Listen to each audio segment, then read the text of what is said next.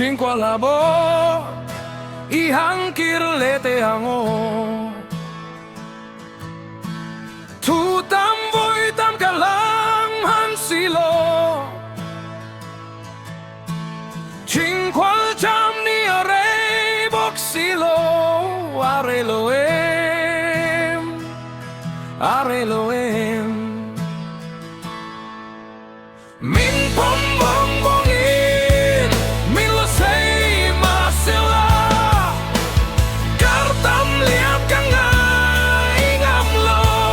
cinque labo ihang kirlete amo cinque labo ikirle maite amo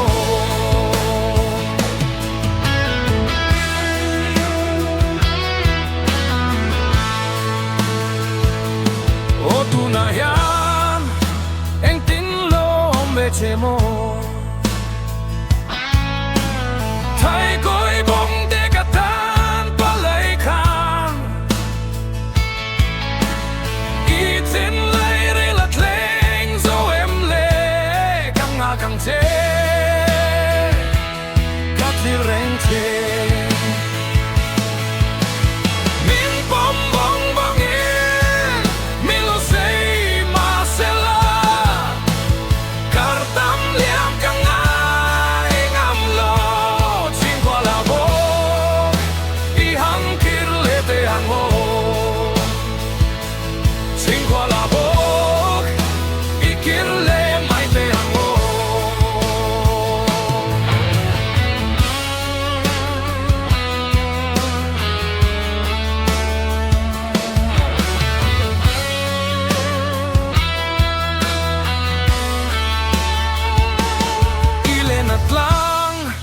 Zamual tam karmanise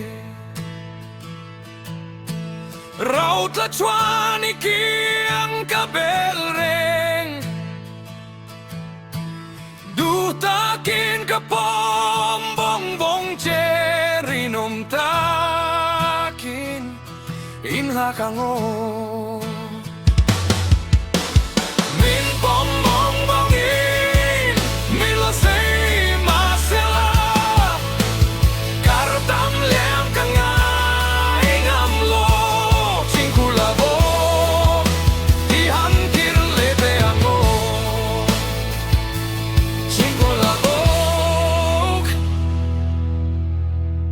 ikirle maite ang